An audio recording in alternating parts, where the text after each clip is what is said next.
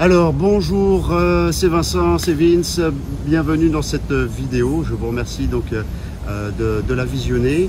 Alors aujourd'hui on se retrouve avec Mathieu qui nous a rejoint pour nous parler de son changement de vie, changement total puisqu'il est passé de la capitale à la Martinique. Exactement. Voilà, alors raconte-nous un petit peu comment ça s'est passé, qu'est-ce qui a fait que...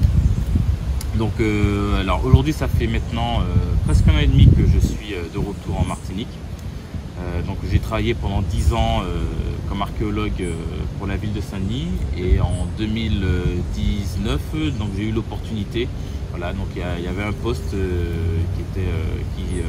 qu'on a ouvert, un poste d'archéologue, et donc j'ai postulé et j'ai eu la chance de pouvoir simplement être pris pour ce poste et pouvoir l'occuper. Excellent. Et donc, alors comment ça s'est mis en place tout ça? Est-ce que ça s'est... comment dire, il y en a un qui est venu d'abord en éclaireur? Est-ce que vous êtes arrivé directement? Alors pour ça, non, c'est-à-dire qu'en gros, une fois que j'ai donné la date à laquelle je pouvais arriver, donc j'ai débarqué avec toute la famille. Okay. Et donc on a fait le déménagement en très peu de temps, donc c'était très rapide.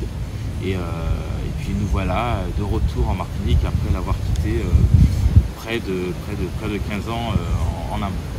D'accord, parce que donc Mathieu effectivement est originaire des Antilles, et il a quitté la belle île pendant pas mal d'années, et le voilà qui revient au pays. C'est ça, voilà, un retour au pays. Donc, voilà, donc en gros j'ai fait ma scolarité donc ici, notamment dans le Nord-Atlantique à Sainte-Marie. Et après j'ai commencé la fac à Schellcher, et en gros pour me spécialiser en archéologie, à l'époque sur le campus de Schellcher, l'archéologie n'était qu'une option, et il fallait forcément partir sur l'Hexagone pour pouvoir se spécialiser. C'est ce que j'ai fait en partant et en vivant à peu près, après plus de 10 ans là-bas en tant qu'archéologue. D'accord. Bon, alors entre la vie à Paris, l'hiver, la pollution, je sais pas, peut-être que tu étais bien. J'étais bien, mais il n'y a pas photo. En gros, c'est que ce soit le cadre de vie, ici la douceur toute l'année, donc ça fait la différence. Et surtout de pouvoir simplement faire ce retour au pays, pouvoir contribuer à simplement développer et faire rayonner la culture et le patrimoine culturel de la Martinique et même des Antilles de la Caraïbe. Donc c'est quelque chose qui me tenait à cœur, et voilà, je voulais simplement mettre ma pierre à l'édifice pour pouvoir faire rayonner ce patrimoine. Excellent. Alors il faut quand même vous le dire, Mathieu a fait une découverte vraiment très importante il n'y a pas très longtemps d'ailleurs. Nous on s'était déjà un petit peu capté sur le réseau LinkedIn. Mais bon voilà, parce qu'on voulait se rencontrer, moi je m'étais intéressé à lui, puis aussi à ce changement de vie qu'il est en train de nous partager. Et alors, qu'est-ce qui s'est passé? En gros, c'est une fouille que j'ai menée au mois de décembre, voilà, sur le site de Gradis à Basse-Pointe, donc toujours dans le Nord-Atlantique de la Martinique. Et on a commencé à mettre en place quelques sondages, donc on a commencé à sonder le sous-sol. Et quelques jours après le début des premiers sondages, on est tombé sur un site exceptionnel, avec des vestiges qui étaient dans un état de conservation voilà, exceptionnel. En gros, c'est toujours le mot qui revient, c'est exceptionnel. Donc c'est vraiment un site qui va marquer les esprits, puis dont on va parler encore dans les années à venir. Ça c'est sûr. Ah oui, c'est magique de faire des découvertes comme ça. Donc, vous vous rendez compte, il revient au pays, donc il choisit la bonne période pour être quand même, avoir une autre qualité de vie que malheureusement celle que vous avez sur le continent. Et puis en plus de ça, il fait cette découverte fantastique.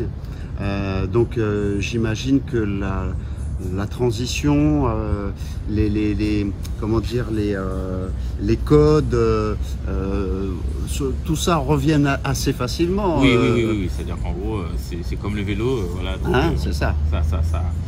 Ça revient assez facilement, et puis c'est un plaisir. C'est tout simplement un plaisir de pouvoir à nouveau habiter sur cette magnifique île et puis profiter seulement du spectacle qui s'offre à moi chaque matin lorsque je lève les yeux. C'est ça, c'est ça.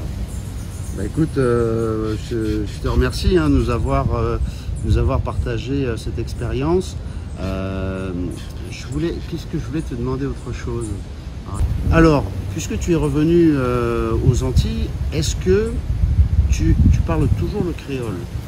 Est-ce que tu as pu l'entretenir en métropole? Est-ce que tu avais des copains antillais là-bas? Oui, alors pour ça, oui. Alors le souci, c'est-à-dire que moi, je suis né sur Paris et je suis arrivé quand j'étais collégien en Martinique. Okay. Et j'ai commencé à parler le créole, mais les enfants sont impitoyables. En gros, quand je parlais créole, on me disait ouais, tu parles, tu brodes, c'est quoi ton créole, etc. Excellent. Et donc du coup, ça m'avait bloqué. C'est-à-dire qu'en gros, le créole, c'est-à-dire je le comprends, je le parlais, mais pas forcément en public. Et c'est lors d'une fouille que j'ai fait d'un Caraïbe à la Dominique. J'étais avec une équipe américaine, etc. Et puis avec pas mal de Dominicains. Et il y en avait un voisin qui était là et qui me parlait tout le temps en anglais, etc. Et j'avoue, alors l'anglais c'était un petit peu compliqué. Et finalement, le créole est ressorti naturellement. Et puis et c'est là que je me suis dit, mais finalement, le créole, tu sais le parler. Et ensuite, voilà, des discussions interminables, etc. avec mes confrères de la Dominique. C'est génial. Ah, vous voyez, comme quoi, c'est aussi souvent une histoire d'intensité d'accent qui fait que lorsque on ne va pas, c'est-à-dire que même quelqu'un qui vient de France, même un métropolitain qui va apprendre le créole, il va s'y mettre, il va apprendre toutes les subtilités de la langue, tout ça. Et puis dès qu'il va commencer à parler, eh ben, c'est-à-dire qu'on va tout de suite, au moindre faux pas, au moindre truc, soit on va se moquer ouvertement de cet accent, c'est un petit peu le franglais, quoi, comme quand les Français parlent en anglais avec l'accent très Frenchy. Voilà, c'est un petit peu la même sensation. Et c'est marrant parce que j'ai ma fille qui elle est née en Guadeloupe. Et pareil, quand elle parle créole, elle le parle, mais elle a un petit accent de la métropole qui fait que du coup, elle n'ose pas trop parce qu'on se moque vite d'elle. C'est pas évident. C'est pas évident, c'est pas évident. Mais après, c'est vrai qu'il faut aller au-delà des barrières. Et puis aujourd'hui, notamment quand je parle avec mes collègues de Sainte-Lucie, alors au lieu de sortir l'anglais, on discute directement en créole et c'est beaucoup plus... C'est génial. Oh, c'est super. Bon, écoute, je vais pas abuser plus de ton temps. Je te remercie en tout cas de nous avoir partagé tout ça. Je n'hésiterai pas, si tu me le permets, à mettre en description les liens pour voir et découvrir donc, les découvertes de Mathieu, à partager le plus possible. C'est vraiment exceptionnel ce qu'il a découvert. Et puis écoute, je te souhaite une excellente continuation. Merci beaucoup. Et puis au plaisir de se revoir vu qu'on est sur le même caillou. C'est ça. Et puis écoute, excellente continuation comme je t'ai dit. Merci à vous, à bientôt. Merci et à bientôt. Merci, au revoir. Au revoir.